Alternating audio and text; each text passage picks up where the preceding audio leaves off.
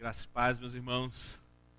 Muito feliz de estar aqui de volta, de poder voltar aqui a esse lugar, essa casa, essa escola, rever alguns amigos, rever meu amigo Pastor Gadelha. Como ele disse mesmo, realmente, para o livro, a escola Charles Spurgeon foi fundamental. Eu julgo que se não fosse aquela semana, eu acho que seria bem provável que esse livro não acontecesse. Eu acho que o que, de fato, gerou o livro e fez com que a gente realmente decidisse escrever e trabalhar mais arduamente nesse projeto foi aquela semana, né? Então, eu sou muito grato à escola Charles Spurgeon, em nome do pastor Gadelha, que fez o convite. É uma das coisas assim impressionantes, né? A gente estuda algumas coisas que a gente precisa estudar para cumprir o nosso itinerário de formação acadêmica. Nem sempre a gente, na academia, né, na universidade, a gente estuda o que a gente quer. A gente, às vezes, estuda aquilo que estrategicamente é importante para contribuir para a comunidade científica. E aí é um trabalho em cooperação. Isso é muito bom, isso tem o seu valor. Mas, às vezes, a gente acaba sacrificando um tema, um determinado assunto, que é o que, de fato, mexe com a gente, tem a ver com a nossa história, tem a ver com a nossa narrativa, tem a ver com o que motiva a gente a estudar. E esse é o caso do livro Inteligência Humilhada, do assunto desse livro, né? Então, para quem não conhece a história do livro, eu acho que vale a pena rapidamente considerar. O livro começou, em primeiro lugar, com uma palestra que foi dada numa conferência em Niterói. Essa conferência aconteceu em 2010, me falha a memória. E em 2010 a gente apresentou uma palestra que tinham feito o convite para a gente para trabalhar a questão da relação entre fé e razão. E foi ali que eu ousei a tratar do tema a partir do livro 10, não é? Do capítulo 1 ao 6 das Confissões de Santo Agostinho. Eu já tinha lido na faculdade de filosofia os livros 10, 11 das Confissões, mas não tinha ainda encarado a leitura das Confissões de capa a capa. E foi naquele ano que eu tinha, de fato, decidido ler as Confissões, não é, do começo ao fim. E foi interessante, porque quando eu recebi esse convite, eu estava lendo exatamente o livro 10, e o livro 10 para mim foi desconcertante. Aquilo ali foi avassalador. Então precisei falar daquilo ali. E foi exatamente naquela palestra que eu tinha alguns apontamentos. Eu escrevi talvez umas 4 páginas de anotação, era o que eu tinha. E eu fiz aquela palestra, e no final as pessoas que estavam ali reverberaram de uma maneira inesperada. Eu não esperava que elas iriam achar tão interessante o assunto. E foi interessante que até um rapazinho que estava lá, ele disse assim: "Ô pastor, arruma para mim aí esse esboço." Eu não confiava muito na história dele, né? Eu falei: "Não, toma, leva aí." Né? E ele levou embora o esboço. Eu estou procurando ele para ver se um dia eu acho eu reencontro esse esboço. Mas, enfim, começou com essa palestra. Da palestra se tornou esse curso de uma semana, né, essa conferência de uma semana que o pastor Gadelha pediu para a gente fazer. E aí já foi uma coisa um pouco mais elaborada. A ideia foi pegar Agostinho, mas não só ficar nele, extrapolar para outros autores, em especial ver aquele pensamento de Agostinho em Anselmo, ver ele em Calvino, ver ele em Pascal, ver ele em Doiverd, cobrindo ali uma tradição que perpassa ali, né?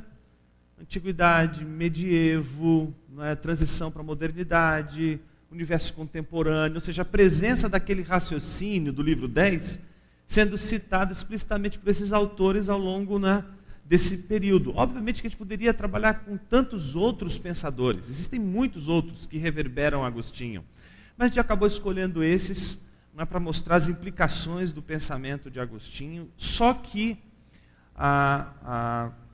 com a finalidade de criar, com aquelas 10 aulas, uma espécie de movimento pré-teológico, antes de se fazer teologia, antes de estudar teologia. O que a gente precisaria, de alguma forma, ter consciência? E esse foi o objetivo naquela semana, foi colocar tudo aquilo que se espera, não é, numa busca que a teologia nos apresenta como um desafio e que não deveria ser burocratizada por um estudo desapaixonado, um estudo frio, um estudo enciclopédico, um estudo informativo, como é boa parte do que acontece hoje na formação teológica. O que, a meu ver, é extremamente, desculpa os termos, irmãos, mas é estúpido. Por que é estúpido? É estúpido porque a gente tem o Google, não é? A gente tem Google. E hoje, eu acho que a boa parte daqueles que trabalham com teologia, não é? Só citam ali os temas e o Google vai oferecer para você matérias, aulas, vídeos, não é? Os mais diversos possíveis. E você vai ver, por exemplo, naquelas discussões extremamente profundas, refinadas do Facebook, não é? O quanto esses teólogos, não é? Que acham que por colher informações ali, eles têm formação. É impressionante, você vê ali um rapazinho, começou a estudar teologia ontem. Aí ele começa a vomitar lá o Google, né? O que ele pesquisou lá. Aí você fala assim, caramba, esse cara manja pra caramba de teologia. Se senta com ele 2 minutinhos para conversar, é raso. É um prato raso. Ele não processou conhecimento, ele informou, ele se tornou uma enciclopédia. Esse é o grande problema hoje. A teologia se tornou a tentação dos enciclopedistas. Então a gente não tem mais teólogo, a gente tem enciclopedista. Enciclopedista é uma arte de guerra. É a arte de menosprezar o outro e de vencer o debate do outro com mais conhecimento. E não é conhecimento, é informação. Porque conhecimento é mais do que informação, é mais do que você deter informação, é mais do que você ter memória do que você adquiriu com as informações que você teve acesso. É você trabalhar esses conceitos. E isso o Google não dá. O Google não ensina você a ser maduro. O Google não ensina você a ser profundo. O Google não ensina você a ser sensível para buscar um ponto fundamental na teologia. Google não ensina caráter. Google não ensina ética. Google não ensina honestidade intelectual. Google só ensina a fazer longas notas de rodapé dos livros que a gente, não é, visitou, não é, de alguma forma e informou. Então foi vislumbrando isso que a gente também começou a trabalhar, por conta da nossa experiência nos seminários, ensinando no seminário, uma espécie de movimento de despertamento entre os estudantes de teologia. É impressionante, irmãos, a gente dá aula no seminário e às vezes a gente vê um monte de zumbi ali dentro. O enciclopedista às vezes é um zumbi. Você pegar um texto que ele escreve e cortar ele, não sangra, não tem vida. Ele não tem a existência dele não está ali no texto, a vida dele não está ali. Teologia para ele não é uma questão de vida ou morte. Teologia para ele é um esporte. Teologia para ele é uma maneira de se autoafirmar no mundo. Mas não é uma maneira de lidar com angústia. Não é uma maneira de resolver uma questão. E aí eu acho que esse livro acabou expressando um pouco dessas inquietações. O Franklin, não é? O professor Franklin, que já veio aqui já algumas vezes, amigo nosso particular também, do pastor Gadelha, ele, não é, viu os vídeos do Charles Spurgeon e disse assim: Jonas, eu preciso que você dê um curso no Martin Bucer dessa matéria que você deu lá no Charles Spurgeon, no primeiro ano do seminário. Eu quero que o aluno do seminário entre e já dedicara com isso. E aí o que era uma palestra, que se tornou uma série, uma conferência de uma semana aqui, se tornou um curso semestral, não um módulo inteiro do seminário lá do Martin Bucer, do meu amigo Franklin Ferreira. E o mesmo aconteceu com o Seminário Servo de Cristo, em São Paulo, dirigido pelo pastor Shen. E a gente começou a trabalhar durante esses anos o curso, que se chamou de propedêutica, ou prolegômeno, ou introdução ao estudo da teologia. Em outras palavras, esse volume aqui é um volume dedicado à introdução à teologia, àqueles que desejam estudar teologia, mas estudar teologia não apenas com o intuito de adquirir informação, mas de processar o olhar para o mundo com uma lente teológica, ver o mundo teologicamente, enxergar a vida teologicamente, enxergar a cultura teologicamente, enxergar o mundo de uma maneira teológica, processar a realidade de uma maneira teológica. Então essa foi a ambição desse livro. Mas no fundo, o que a gente descobriu quando a gente começou a escrever esse livro é que ele era uma espécie de embate interno, de uma angústia pessoal que de alguma forma se resolveu nesse livro. A gente, quando vai preparar uma palestra, vai preparar uma aula, a gente pensa no nosso público-alvo, a gente pensa no que a gente faz um estudo a fim de que aquilo que a gente vai transmitir possa gerar entendimento, clareza e etc. Então é muito simples, você encara o seu público, sabe qual é o seu público e endereça aquela aula para aquele público. Mas e um livro? Um livro também exige que você faça esse esforço de saber quem é o seu leitor. E aí foi um grande problema, porque quando eu me perguntei quem é o leitor, e todos você vai pegar os grandes escritores, vai analisar quais são os primeiros passos para se escrever um livro. O primeiro passo não é você ter conteúdo. O primeiro passo é você saber para quem você está escrevendo. Quem você quer alcançar? Quem você quer atingir? Você não vai conseguir falar para todo mundo. Você não vai conseguir escrever para todo mundo. Mas você vai escrever para pessoas que têm um certo interesse semelhante ao interesse que você, de alguma forma, tem. E aí foi que gerou a crise. Porque a minha pergunta era, para quem que eu vou escrever? Eu vou escrever para seminaristas, estudantes de teologia, ou eu vou escrever para os membros da minha igreja? Isso gerou um conflito. E qual é o conflito? O conflito do autor. Quando o autor não está resolvido, com relação à sua própria identidade.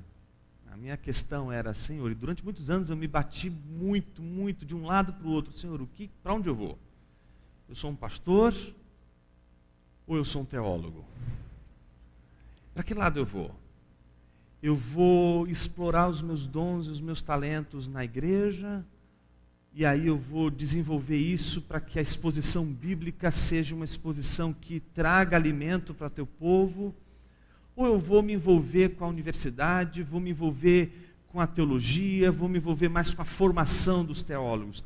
Para onde eu vou, Senhor? Sou um teólogo ou sou um pastor? E aquela discussão toda. E isso, que sempre reverberou aqui dentro, sempre era uma luta aqui dentro. Quando a gente começou a escrever o livro, veio à tona. Por quê? Quem é o público? São os membros da minha igreja? São aqueles a quem eu quero alcançar com a pregação do Evangelho?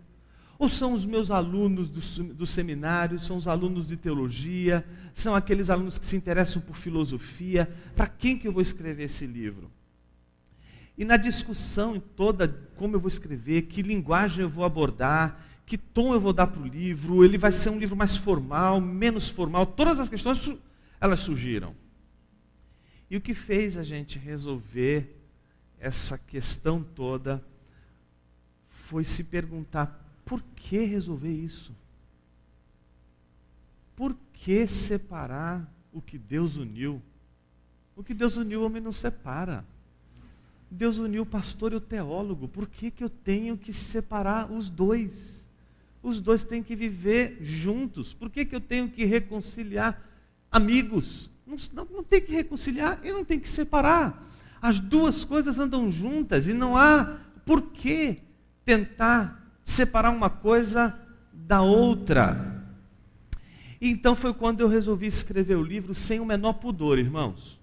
Sem o menor pudor. Ora falo como pastor, ora falo como teólogo. Não há nenhuma preocupação com a uniformidade.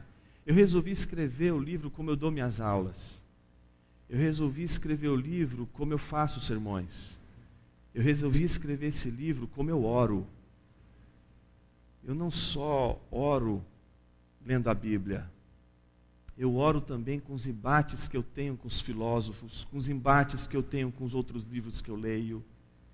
Eu trouxe para a minha vida e para a minha realidade tudo aquilo que eu estava vivendo, sem ter a menor preocupação de separar, de colocar tudo isso diante de Deus. É Ele quem vai dar unidade a tudo. Tudo vai ser feito diante dEle e para Ele. Não tem nada do que eu pense, não tem nada do que eu escreva, não tem nada do que eu fale que não possa ser escrito, dito e falado alheio a Ele. Tudo o que eu tenho para dizer, tudo o que eu tenho para falar, eu tenho para dizer e falar diante dEle e diante dos homens. E quem ensinou isso? Um sujeito chamado Agostinho de Hipona. Vocês já devem ter percebido que ele é a figura, eu diria assim, fantasmagórica desse livro. Ele é o fantasma que aparece em todos os cantos desse livro. E não é só, na verdade, o livro, eu considero que esse livro ainda não acabou. Acabaram com ele. Não é? Chegou um dia, a gente estava aqui em Fortaleza, foi a última vez que o Dr. Shed veio aqui, e aí o Sérgio, ele disse assim para mim, rapaz, você vai esperar o Dr. Shed passar dessa vida para outra para ler o livro? Ele tem que ler o livro antes de passar dessa vida para outra. Falei, mas como é que está esse livro aí? Não, eu acabei, mas eu ainda preciso fazer algumas coisas. Aí, mostra para mim. Quando ele viu a quantidade de páginas, viu tudo, você é louco! Você tem problema! Vamos tirar esse negócio. Aí, me obrigou na hora, eu falei, não, tá bom. A gente deu uma volta, não sei onde a gente, para achar, no bairro onde a gente estava, no lugar onde a gente estava, perto do hotel onde a gente estava, uma loja onde a gente pudesse tirar e fazer a cópia, né, imprimir o livro. E foi ali que a gente fez. A gente foi, levou, imprimiu, na mesma hora levou para o Dr. Shed. Na época, o livro já estava todinho pronto, estava com a dedicatória e tudo. Do jeito que está aqui na capa do livro, na contracapa do livro, estava no texto que a gente entregou para o Dr. Shed. E ele perguntou para mim, vamos ver qual vai ser a reação dele quando ele vê que o livro foi uma homenagem a ele, né? Porque se ele for uma homenagem também a ele. E aí quando ele pegou o livro encadernado, ele abriu a página, virou a primeira página, estava lá, né? A mesma epígrafe está aqui. Ao Dr. Russell Shedd, uma prova de que a inteligência humilhada não é apenas um conceito, só não estava em memória, obviamente. Mas estava lá. E a gente ficou esperando qual a reação dele. A reação dele foi simplesmente essa, ele virou a página. Não fez um único comentário. Depois de 2 semanas, o prefácio estava já na minha caixa postal. E depois disso a gente teve alguns encontros. Aí depois a gente teve a oportunidade de ir para os Estados Unidos para passar um tempo lá na igreja do Mark Dever. Em outubro a gente veio, não é? E aí teve a oportunidade de passar mais uma vez lá na casa dele, de ter um tempo com ele e de conversar um pouco sobre o livro, enfim. E ele foi uma figura importante como modelo também para a gente desse conceito de inteligência humilhada, por exemplos como esse, não é? Eu entendo que o livro Inteligência Humilhada não é um livro sobre humildade, mesmo porque o autor desse livro não é humilde. ele não é um livro sobre humildade. Né? Ele não é um livro sobre humildade. Se fosse humildade, seria inteligência humilde. Mas não é humilde. Embora tudo que ele tente trabalhar seja humildade, esse livro fala sobre o conceito de humilhação, que vale tanto para humilde como para arrogante, vale para os dois. Né? Não existe uma condição não humilhada da inteligência. Não importa se o sujeito é humilde ou se o sujeito é arrogante. A condição de ambos é a condição da humilhação, é a condição da carência, é a condição da insuficiência, é a condição da precariedade. Por isso, o movimento enciclopedista na teologia, ele é um movimento antagônico ao movimento da conscientização da humilhação, porque ele exatamente deixa escapar pelos dedos o fato de que a insuficiência ela estará presente em todo o labor teológico, em todo o labor intelectual. Não há como a gente trabalhar absolutamente nada em termos de reflexão que não seja fruto da nossa insuficiência, da nossa condição precária na ordem do pensamento. Não dá para a gente falar, você é teólogo. O que é um teólogo? Especialista em Deus. Estranho isso, não? O cara é um especialista em Deus. Não existe especialista em Deus. A própria formação do teólogo é humilhante. Ele não pode dizer que ele é especialista naquilo que ele mais ama, naquilo que ele mais estuda. Ele não é um conhecedor profundo daquilo que ele estuda, mesmo porque o que ele mais encontra quando ele se depara com o centro do estudo dele é cada vez mais a profundidade do ser de Deus e a sua insuficiência em tentar apreender o ser de Deus na linguagem, na fala, na própria confissão. Todo esse preâmbulo que eu fiz foi só para mostrar um pouquinho da história desse livro e mostrar que ele, como eu havia dito, ele acabaram com ele no sentido de deram um fim para ele. Mas ele tem implicações que eu julgo serem importantíssimas. Eu entendo que o conceito de inteligência humilhada, ele está sob um tripé. E que tripé é esse? É o tripé da palavra, o tripé da igreja e o tripé da cidade ou do mundo, se você preferir. Essas três esferas são as esferas de atuação, são as esferas que constituem o lugar de trabalho, de reflexão do teólogo.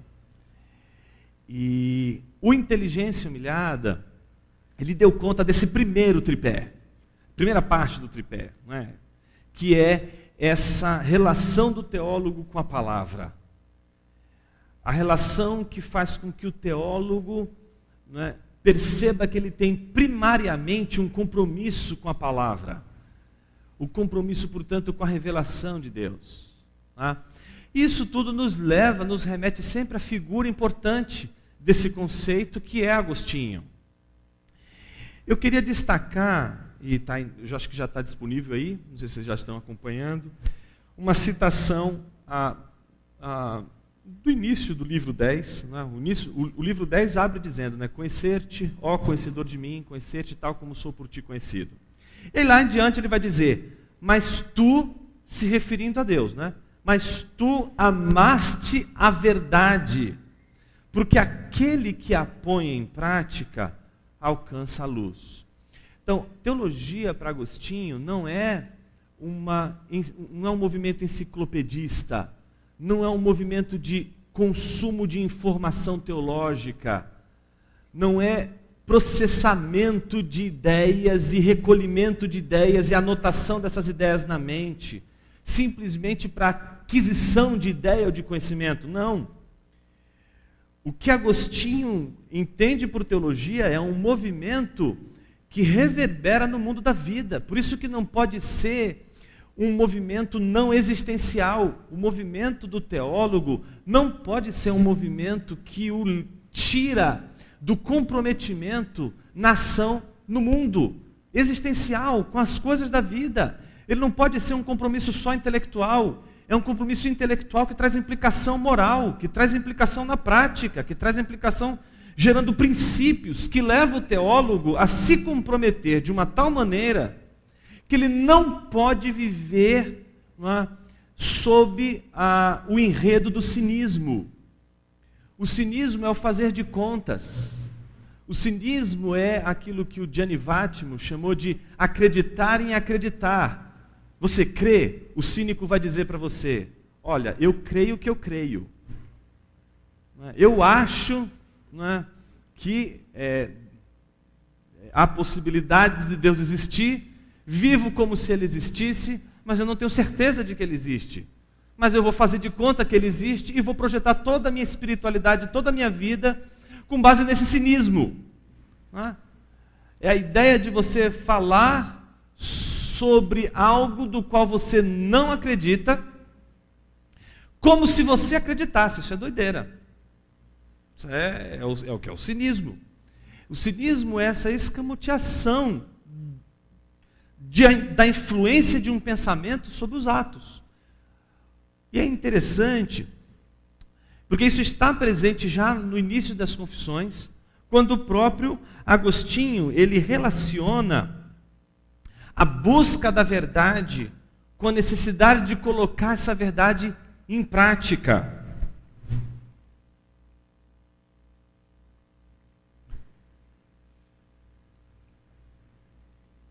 E como um teólogo põe a verdade em prática?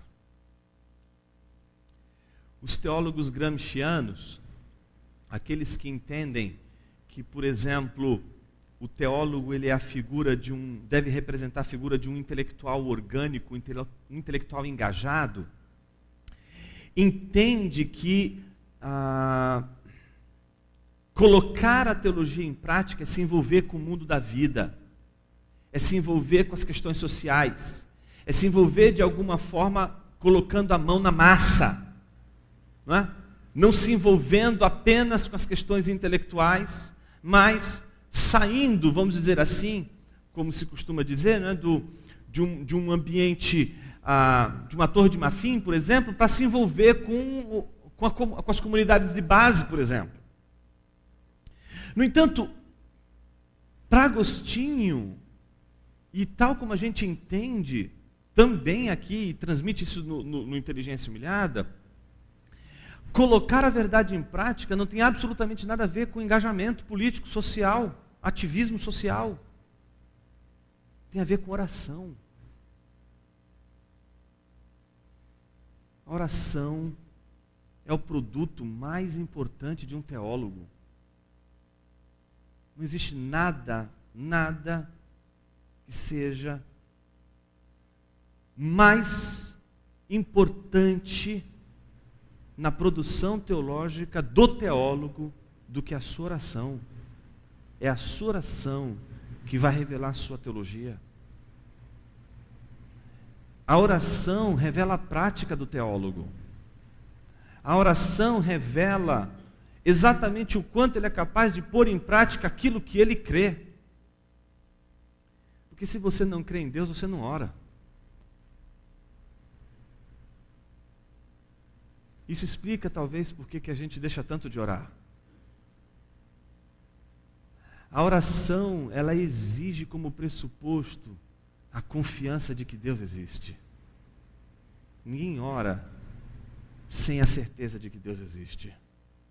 Por isso Agostinho vai dizer: minha consciência não duvida, antes tem a certeza de que vos ama.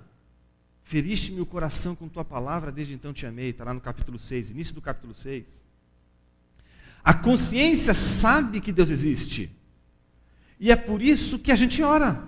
Porque enquanto a gente não tem essa consciência da existência de Deus, a gente não ora. Mas isso não tem absolutamente nada a ver com conhecimento. Tem a ver com o nosso amor a Deus. Tem a ver com a conscientização de que Deus existe, mas não tem a ver com o conhecimento de Deus. Tanto é assim que podemos ter certeza de que Deus existe, mesmo assim não saber tudo o que deveríamos ou precisaríamos saber sobre Ele. Mas é suficiente saber que Ele existe para que a gente possa orar. E a oração é o meio pelo qual o teólogo concretiza a sua experiência de pensamento. Oração é o pensamento encarnado. É o Logos encarnado. É o verbo na carne e na voz, para usar as mesmas palavras de Agostinho. Quando você tem um pensamento, esse pensamento fica aqui na sua mente e ninguém tem acesso a ele. Como que as pessoas vão ter acesso a esse pensamento? Se você verbalizar isso. Agostinho ele fazia uma distinção entre verbum interior e verbo exterior. O verbo interior é aquele que ele chamava de verbo interior. O pensamento, aquilo que não compartilha, aquilo que ninguém acessa. O verbo exterior, que é uma influência que muitos julgam ser a influência do estoicismo no pensamento de Agostinho, é o logos proforikos, é o logos que se encarna, é o logos que se verbaliza, que faz com que um pensamento se torne compreensível. Quem aqui dá aula? Já deu aula, prega, ensina de alguma forma? Ótimo, eu vou ter alguns aqui que vão compartilhar comigo o mesmo drama. Já aconteceu com você, em algum momento você dá uma aula, está dando uma aula ou dando uma palestra, e de repente aquilo que estava tão claro para você, no meio em que você está dando aula já não está mais claro? Fique tranquilo, não é o que está acontecendo agora não. Já aconteceu isso com você? Há poucos instantes estava perfeito. O sujeito preparou o sermão de domingo, estava maravilhoso na cabeça dele. Quando ele abriu a boca, nem ele mesmo estava entendendo o sermão dele. Meus irmãos, já aconteceu de eu estava maravilhoso na minha cabeça. Quando eu comecei a pregar o sermão, eu estava orando: Senhor, me ajuda a terminar esse sermão antes que ele termine comigo. Eu queria terminar logo, porque eu só olhava para as pessoas sem entender nada. Nem eu estava entendendo o que eu estava falando. Eu falei: Senhor, me ajuda a acabar com isso aqui de uma vez. Mas por que isso acontece? Porque no pensamento não se opera tempo, não tem temporalidade, não tem ordem. Pensamento é um turbilhão de ideias, todas instantaneamente, uma atrás da outra, sem temporalidade. Eles não têm carne, não têm sonoridade. Tudo junto aqui, de uma só vez na sua cabeça. Só que para você falar, o que precisa acontecer? Encarnação. Você vai pôr uma palavra no tempo e no espaço. Ela vai sair do universo que não se submete ao tempo, que não se submete ao espaço, que não tem cor, que não tem peso. Qual é o peso da tua ideia? Quanto pesa o seu pensamento? Que cor é o seu pensamento? Se alguém passar um raio-x na sua cabeça, ou no seu coração, vai encontrar o pensamento ali? Vai rastrear o pensamento? Não. Mas quando a gente fala, quando a gente escreve, quando a gente encarna a palavra, a gente precisa colocar o pensamento em ordem. E é aí que a gente descobre, né, o que a gente entendeu e o que a gente não entendeu. Teologia, ela precisa ser trabalhada no diálogo, meus irmãos. Púlpitos hoje expressam a solidão dos pastores. Gente que não tem amizade. Isso se expressa na maneira desastrosa em que muitos dos nossos pastores, que são brilhantes do ponto de vista retórico, são incríveis do ponto de vista retórico, mas não têm amigos. E aí fazem o que jamais deveriam fazer. Testam as suas ideias no púlpito, quando deveriam testar suas ideias conversando, dialogando com seus amigos. Olha, eu estou pensando uma coisa aqui do sermão. Olha, eu tive uma interpretação aqui dessa passagem, não é, de Jesus com a mulher samaritana. Deixa eu conversar um pouco aqui para ver de onde tem essas ideias aqui. Deixa eu colocar isso para você. Olha, eu tive aqui, acabei de ler essa passagem aqui de Samuel com a pitonisa. Eu estou tendo umas ideias aqui, vê o que você acha.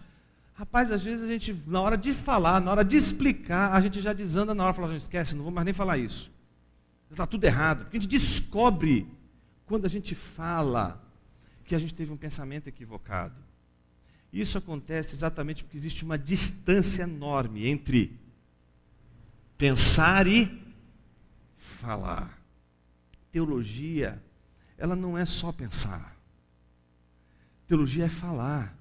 Teologia é orar. Teologia é pregar. Teologia é ensinar. Teologia é encarnar ideias.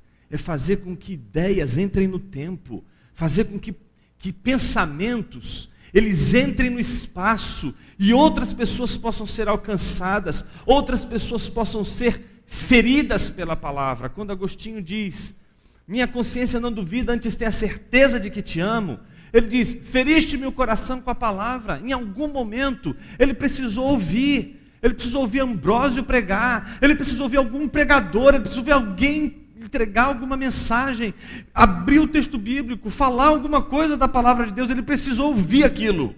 Se ele não escutasse aquilo, ele jamais seria ferido, ele precisaria ler, ele precisaria encontrar num texto, ele precisaria de alguma forma encontrar essa palavra, ele precisaria lidar com a palavra, meus queridos. E aqui está a traição dos teólogos. Eles não amam mais a palavra, porque eles não amam mais as palavras. Eles não cuidam mais das palavras, porque já não amam mais a palavra. Eles não têm mais reverência diante da palavra. Eles já não amam mais a palavra e se preocupam agora com outras coisas, não querem mais a palavra. Eles querem agora se engajar, eles agora querem se envolver, eles agora querem colocar a mão na massa. Eles cansaram da palavra. Então eles dizem em suas orações, Senhor, eu não quero mais trabalhar com a palavra.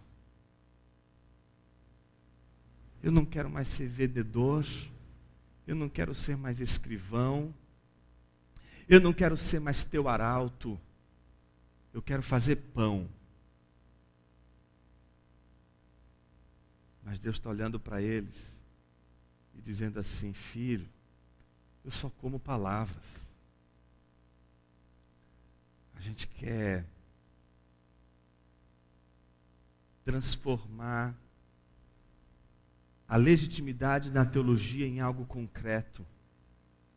Mas o que põe a teologia em prática é a palavra. E a palavra é concreta, meus irmãos. A palavra transforma. Você não deveria desacreditar na palavra.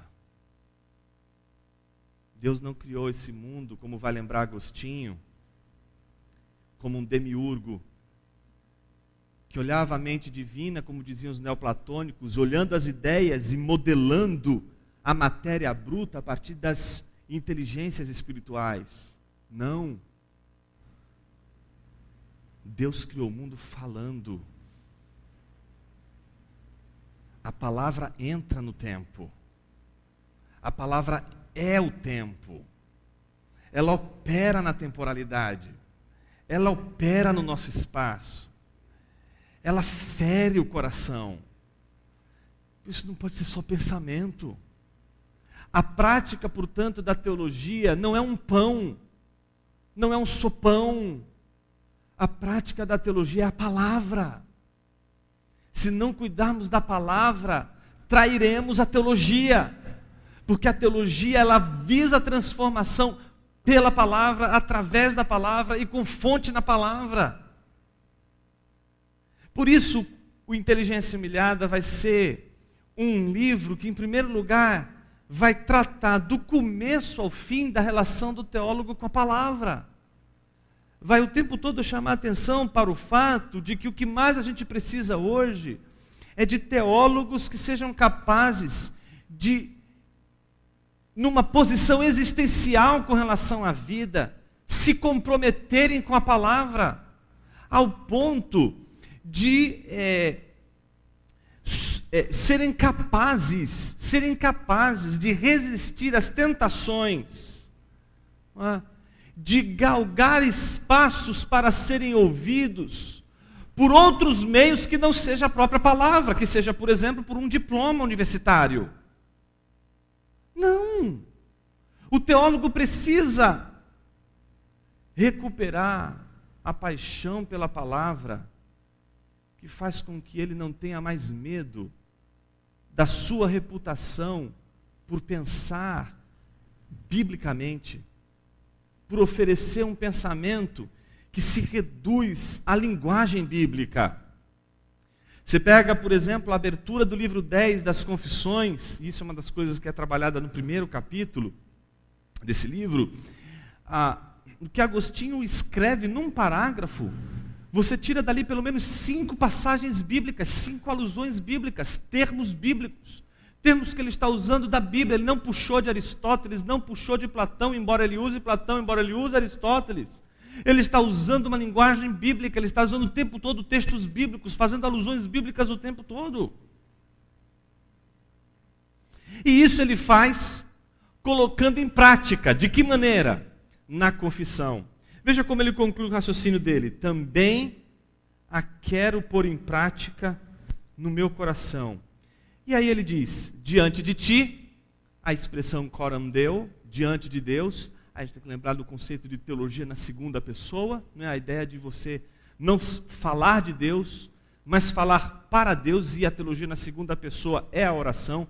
As confissões é um exemplo concreto de oração. Imagine você, um filósofo ateu, estudando Agostinho, ele está estudando uma oração.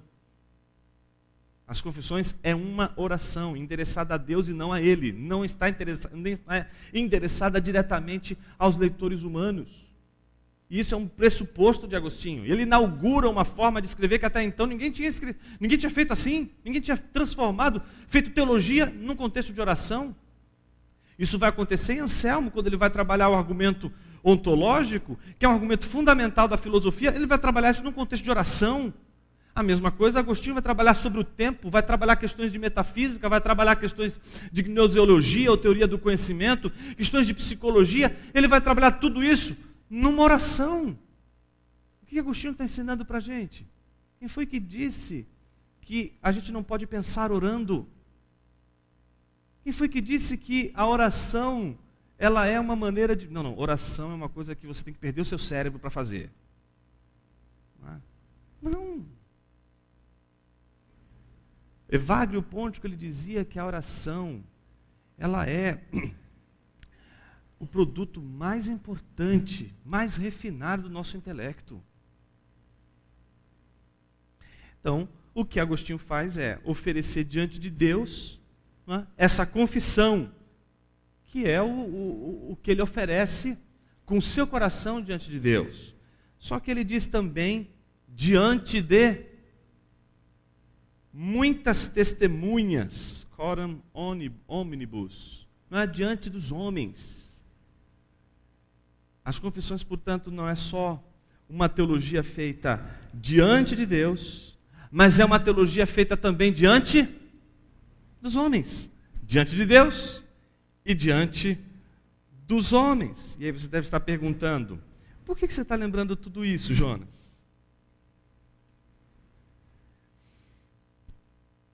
O Inteligência Humilhada, é a primeira vez que estou fazendo isso, é aqui. O Inteligência Humilhada é um trabalho de reflexão sobre o conceito de coram Deo, o conceito de teologia diante de Deus, que é diferente do coram omnibus, a teologia feita diante dos homens. Não existe só teologia feita diante de Deus, existe teologia feita também diante dos homens. Tanto é que a gente lê Agostinho. A teologia de Agostinho, ela é uma teologia feita para Deus, mas quem está lendo somos nós. Deus não tem na sua biblioteca celestial a primeira edição das Confissões de Santo Agostinho. Não vai estar lá, não existe. Deus não prova...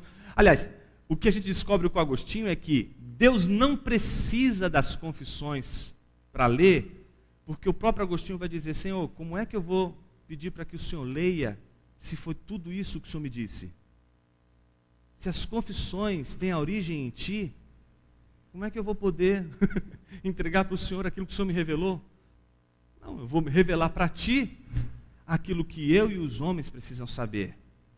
E aí o que Agostinho nos ensina, que é o que deveria todo teólogo saber, que todo o ethos do teólogo não é outra coisa senão explicitar para os homens a sua relação com Deus. E não quantos livros você tem na sua biblioteca, quantos livros você leu, quantos autores você conhece, quantas teorias você entende. Não. O teólogo é aquele que vai explicitar esse exercício teológico na sua vida de uma tal maneira que isso transparece, isso se mostra, isso se encarna. As pessoas tocam, as pessoas enxergam, elas são feridas por isso. Bom, no Inteligência Humilhada, nesse livro aqui, o que a gente fez? A gente trabalhou a relação do teólogo e a palavra.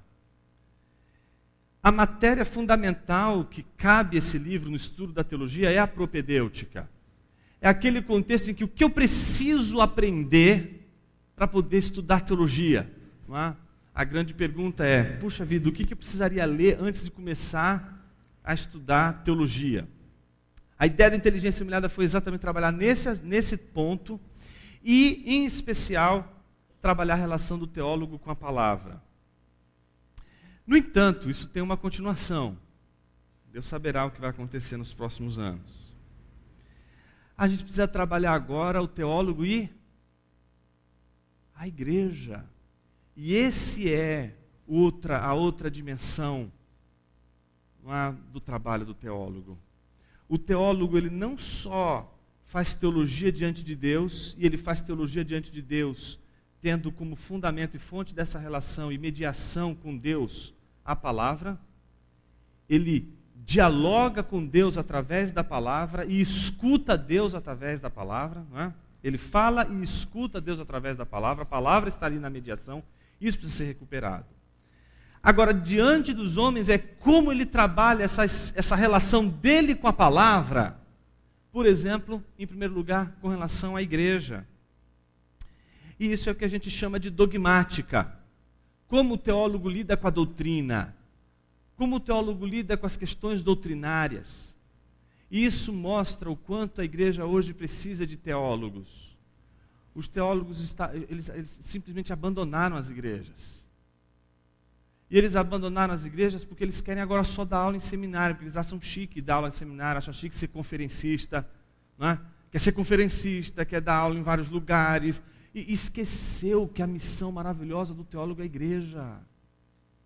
Se a gente não voltar os nossos olhos para a igreja e trabalhar na igreja local, se a gente perder de vista a igreja local, a gente perdeu a fonte mais importante de ligação entre o coram Deo e o coram omnibus. Sabe por quê, meus irmãos? Eu posso pregar aqui uma mensagem hoje, por exemplo, um sermão aqui, e os irmãos vão gostar desse sermão, porque eu já preguei ele umas 30 mil vezes e aqui vai ser novidade. E aí os irmãos vão gostar daqui, não é? Vão achar legal, Jonas, sua mensagem é bacana. Experimenta pregar 30 mil vezes a mensagem para um mesmo público, você vai ver o que vai acontecer.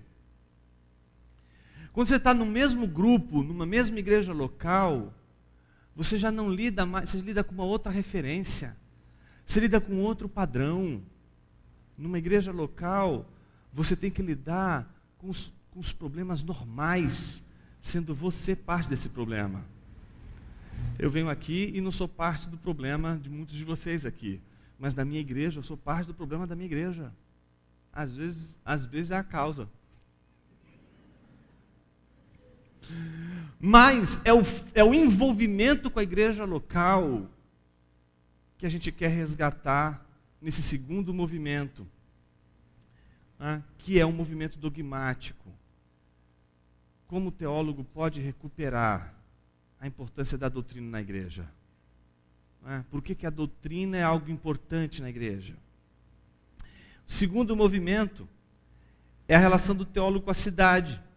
E esse movimento é um movimento apologético.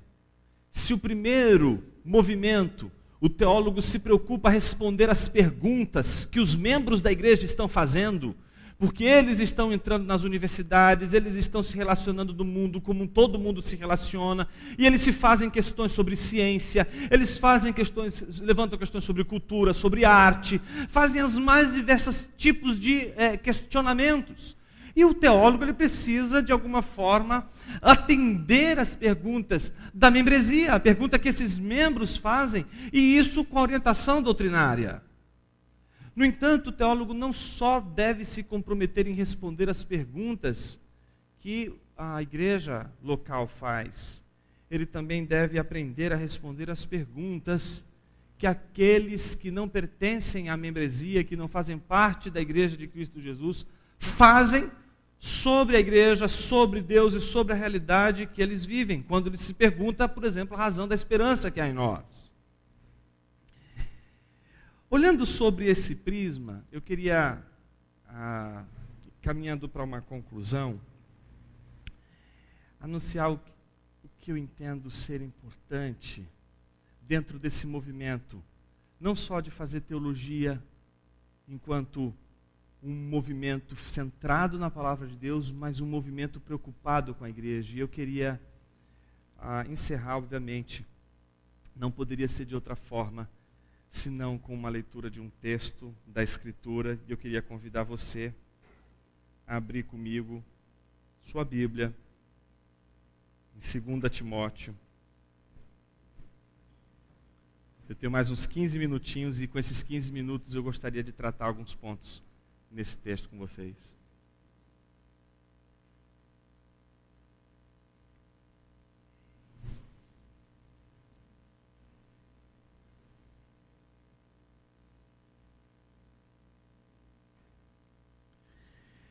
John Stott diz que a segunda epístola de Timóteo, ela é o canto do cisne de Paulo. Estava preso, e essa prisão é diferente daquela prisão ou de Roma ou de Éfeso, depende aí da tua análise ali do texto, né? Quando ele escreve, por exemplo, as cartas às igrejas da Ásia proconsular, como é o caso, por exemplo, das cartas à igreja de Colossos, né? Que são igrejas chamadas as cartas da prisão, ou as cartas em que ele estava numa situação de prisão domiciliar. Esta prisão, a qual Paulo se encontra, em 2 Timóteo, é uma prisão da qual ele só sai para o suplício, para o martírio. Ele sabe que os dias estão findando. Há algumas indicações no texto de que essa prisão provavelmente não só era do ponto de vista de um lugar em que ele se encontrava aprisionado, mas talvez sob algemas, né? Sobre suas mãos, seus pés. Suas condições não eram condições favoráveis, eram condições precárias. E esse é o maior de todos os teólogos. E foi assim que ele terminou a carreira dele. Preso.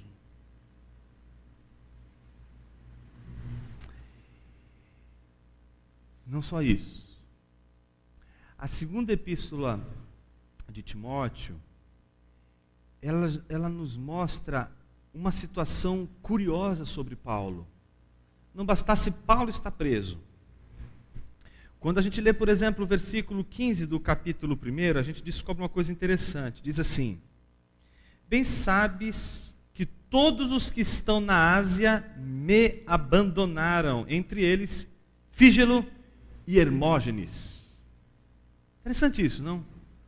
Não só ele está no fim da sua jornada, sabe que dali ele não vai sair de lá vivo, por isso que Stott diz que essa carta foi uma carta escrita com uma certa, como se fosse um canto de cisne, com essa sensação sempre ali presente.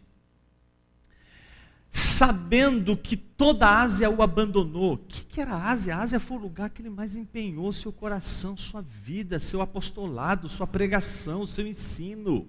Deu a vida por eles. E agora, toda a Ásia, não é? Ainda que seja uma hipérbole de Paulo, não é? O que ele está tentando mostrar é que toda a Ásia agora o rejeitou. Não rejeitou apenas a pessoa de Paulo. Rejeitou o ensino de Paulo. E o que é curioso é que ele cita as figuras, por exemplo, de Fígelo e Hermógenes, talvez dois que ninguém esperasse que fosse abandonar Paulo. Foi exatamente os que abandonaram Paulo. Não é? Não bastasse isso, os versículos 16 a 18 do capítulo 2, eles são bem contundentes quando diz assim: mas evita as conversas vãs e profanas, pois os que agem assim promovem ainda mais a impiedade, e suas palavras se alastrarão como gangrena. Entre estes se encontram Himeneu e Fileto. Veja, eles se desviaram da verdade, não é? Afirmando que a ressurreição já aconteceu, e com isso perverteram a fé em alguns. Não bastasse o fato de que Paulo estava sofrendo abandono, inclusive de líderes importantes da igreja, não é? A igreja estava sendo seduzida por falsos mestres, gente que ensinava a igreja de uma maneira extremamente equivocada, como é o caso de Himeneu e Fileto, não é? Gente que estava deturpando a doutrina, deturpando o evangelho. Não é interessante a gente pensar o desfecho do ministério de alguém assim? Minha pergunta que eu faço para você ir pensando: é a imagem de sucesso que a gente vê aqui?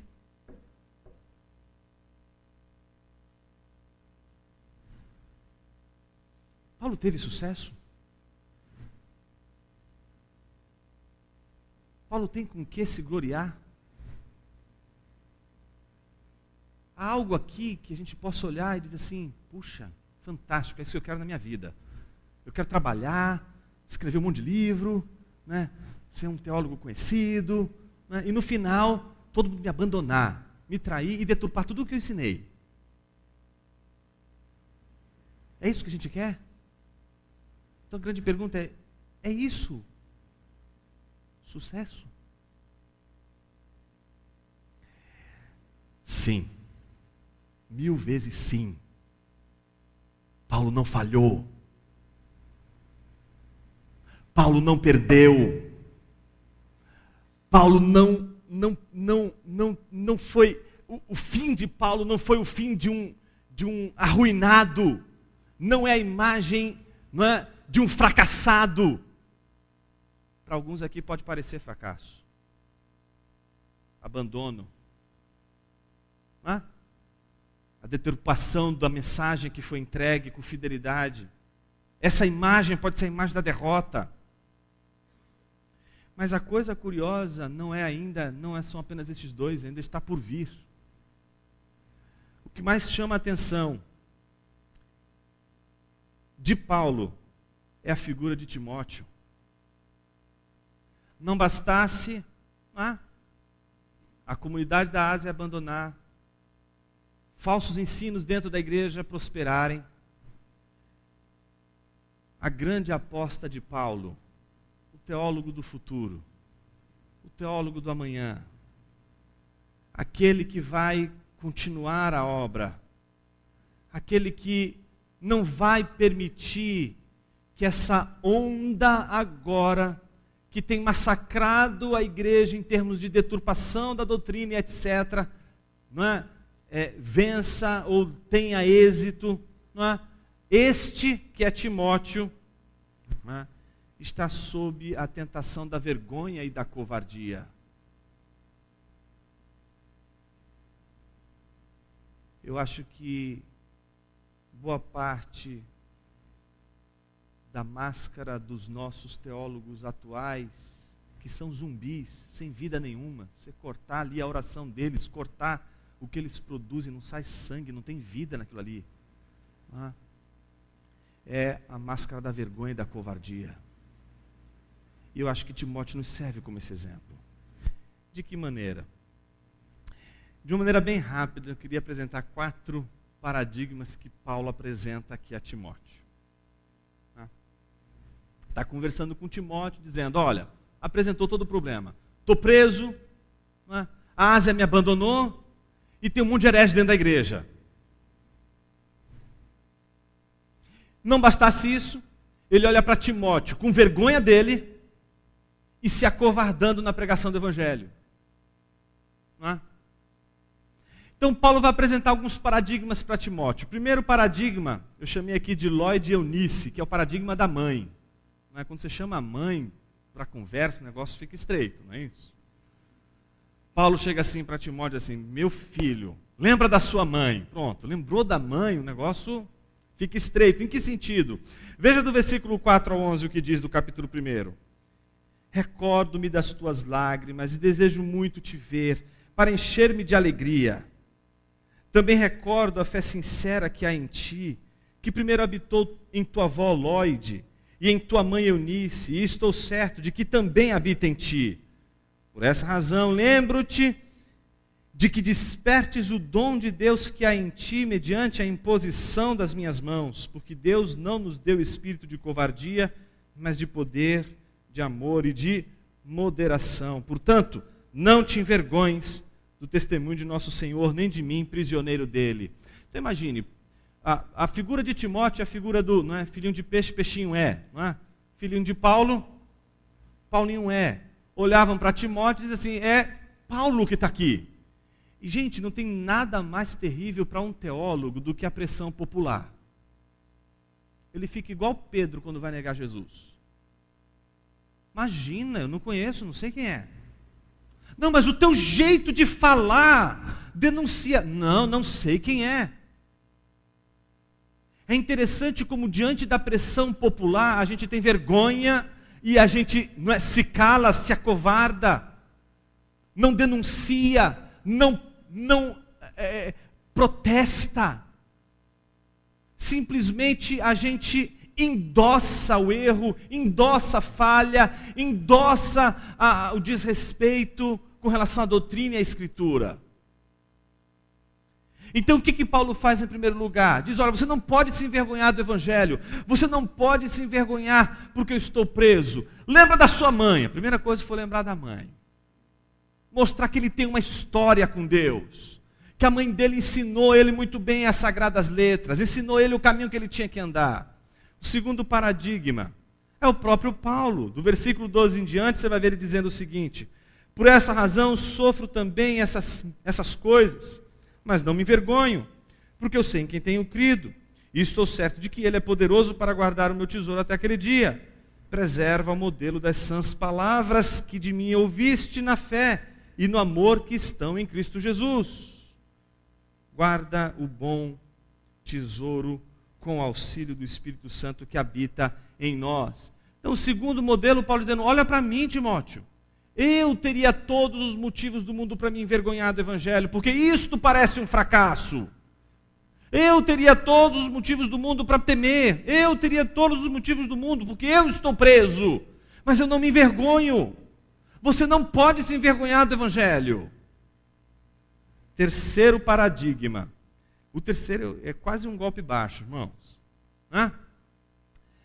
Imagine que Paulo tinha vários discípulos, né? Não tinha só Timóteo. Tem Epáfras, Onesíforo, tem um monte ali com ele. Imagina todos aqueles jovens tentando alcançar, né, a atenção de Paulo. Imagina que Timóteo, suponha que Timóteo e Onesíforo disputassem a atenção de Paulo. Então, nessa carta, Paulo estava dizendo assim para Timóteo, 16, versículos 16 a 18. Eu vou ler como eu acho que soou esse terceiro paradigma para Timóteo, do versículo 16 ao 18. Sabe, Timóteo, o Senhor conceda misericórdia à casa de Onesíforo, lembra dele? Porque muitas vezes ele me trouxe ânimo, sabia? E não se envergonhou de eu estar na prisão. Pelo contrário, você não sabe o que ele fez. Quando chegou em Roma, procurou-me com persistência e me encontrou. Acredita nisso? Que o Senhor lhe conceda que naquele dia obtenha misericórdia diante do Senhor. E bem sabes quantos serviços ele me prestou em Éfeso. Ou seja, o terceiro paradigma, Paulo está dizendo a Timóteo, você não tem razão para se envergonhar, porque Onesíforo também, quando olham para ele, me veem nele.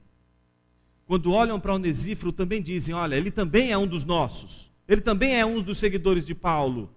No entanto, Onesíforo, mesmo assim, não teve vergonha do Paulo, não teve vergonha do Evangelho, não teve vergonha do encarcerado. E para finalizar, o quarto e último paradigma. 2 Timóteo, capítulo 2, versículo 15. Depois de chamar a mãe, chamar a si mesmo e chamar o colega, só falta quem, gente? O próprio Deus. E é isso que acontece. 2 Timóteo, capítulo 2, versículo 15. É a quarta vez que Paulo exorta Timóteo a não se envergonhar do Evangelho.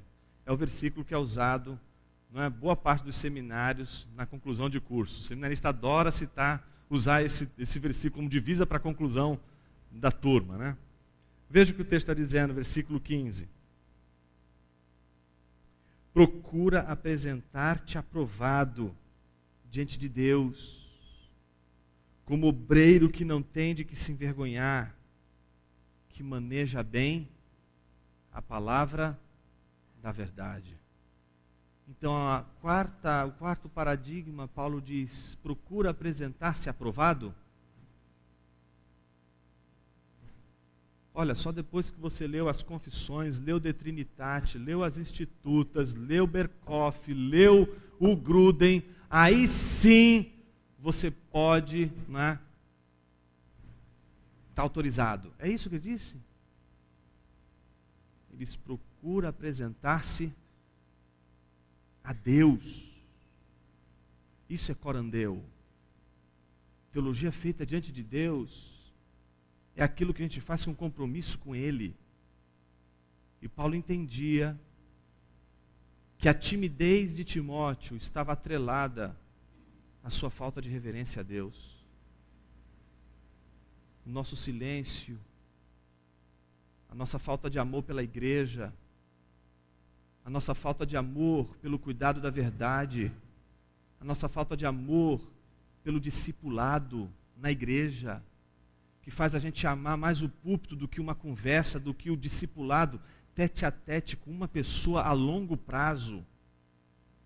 Isso, meus irmãos, essa falta de cuidado com a membresia, com o corpo de Cristo, com a noiva de Jesus, reflete o quanto estamos cheios de teólogos irreverentes, que não respeitam mais a Deus, que não têm mais temor do Senhor, que não temem mais a Deus. O temor de um teólogo está refletido no amor pelo qual ele se dedica à igreja local. Naquele livro do Van Hooser, pastor como teólogo público, ele disse que um dia um rapazinho chegou para ele e disse assim: eu queria que você me orientasse, né, para o meu doutorado. Mas olha, eu não quero ser pastor, o meu negócio é só dar aula em seminário. Aí ele disse que respondeu para o aluno, está lá na introdução, respondeu para o aluno assim: que pena que você só pode ser um professor de seminário, né, porque para realmente ser um pastor, você precisaria de uma inteligência que realmente você agora não tem. Me parece que é isso que acontece hoje, meus irmãos.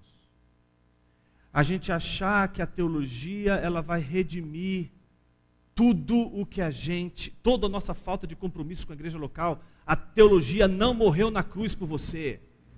A teologia ela não redime você do seu pecado contra a igreja local. A teologia não justifica a tua ausência na igreja local. A teologia não pode ser um escape para você fugir da igreja. Sabe o que mais a gente encontra hoje? Pessoas saindo de suas igrejas e entrando em seminários, justamente porque as igrejas não estão suprindo as suas necessidades. Já foi o tempo que as pessoas procuravam seminário para serem pastores ou missionários. Hoje elas estão indo para os seminários para ouvir a palavra, porque nem nas igrejas elas estão ouvindo a palavra. Porque falta e carece a igreja de pastores e pregadores, mestres, teólogos dentro da própria igreja. O temor de Deus nos fez desacreditar no quanto Ele espera que cuidemos da membresia da igreja local. Eu queria encerrar com a exortação de Paulo. 2 Timóteo capítulo 4, versículo 1 a 2, ele diz assim: eu te exorto, diante de Deus e de Cristo Jesus, que há de julgar vivos e mortos, pela sua vida e pelo seu reino.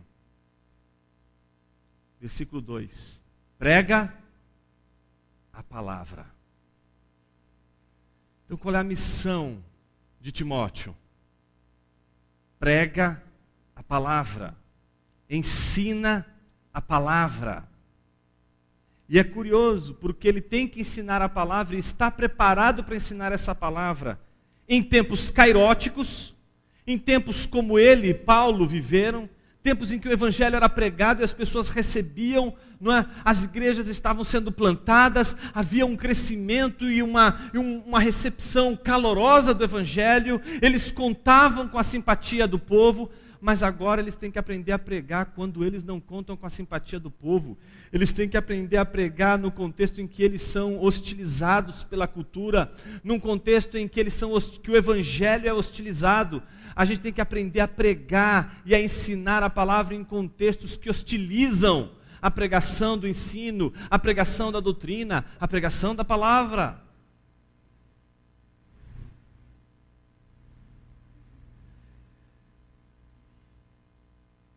A ideia, portanto, é recuperar nesse segundo movimento, e que se você aceitou o desafio de ler esse livro até o final, você vai ver que o final, o último capítulo, ele se chama A Traição dos Teólogos.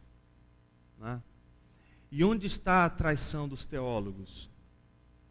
A traição dos teólogos está exatamente na sua fuga da igreja, na sua fuga de compromisso com a igreja, no compromisso de ensinar, no compromisso de educar, no compromisso de formar a igreja de Cristo Jesus. Eu acho que esse é um desafio enorme, que vai exigir que o teólogo não só ame a Deus, não só ame a Jesus, mas seja capaz também de amar a noiva de Jesus. Amar a noiva de Jesus, que é a igreja. Se você me permite, eu queria terminar com o último parágrafo desse capítulo, que se chama A Traição dos Teólogos, página 321. Era para continuar nisso tudo que você ouviu um pouco aqui e mais. Mas a gente teve que parar aqui. E a gente vai parar, não é, com esse texto que tem me tirado o sono, e eu não gosto de ficar com insônia sozinho. Então eu quero que você perca suas noites de sono junto comigo. Página 321, é o último parágrafo, uma citação do Paul Tripp, diz assim: o propósito último da palavra de Deus não é informação teológica. Isso aqui é um manifesto contra os teólogos enciclopedistas. É o contrário de toda a redução da teologia à memória, apreensão de informação. Porque a apreensão de informação a gente esquece. O Google é melhor do que a nossa memória. Mas aprofundar o pensamento e relacionar ele exige outro movimento. Então, o propósito último da palavra de Deus não é informação teológica, mas transformação de coração e vida. O conhecimento bíblico e a perícia teológica não são, portanto, o fim da palavra, mas um meio ordenado por Deus para um fim. E o fim é uma vida radicalmente transformada. Isso significa que é perigoso ensinar, discutir e fazer exegese da palavra sem esse alvo em vista. Esse deve ser o alvo de todo professor de seminário. Essa deve ser sua oração por cada um dos seus alunos. Isso deve levá-lo a fazer apelos pastorais regulares aos alunos.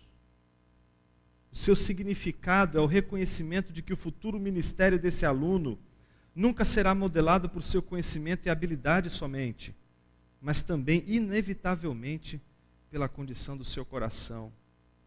Será que teremos cumprido a nossa tarefa de treinar, se produzirmos gerações de diplomados que têm enormes cérebros teológicos, mas tragicamente corações enfermos? Não devemos manter juntas a instrução teológica e a transformação pessoal? Não deveria cada professor do seminário ter amor pastoral pelos seus alunos. Todo mestre não deveria anelar por ser usado por Deus para produzir um amor crescente por Cristo em cada um dos seus alunos? Estou convencido de que a crise de cultura pastoral frequentemente começa nas salas de aula do seminário. Ela inicia com uma maneira de lidar com a palavra de Deus que é distante, impessoal, baseada meramente em informações. Ela começa com pastores que em seus anos de seminário se tornam bastante satisfeitos em manter a palavra de Deus distante do próprio coração.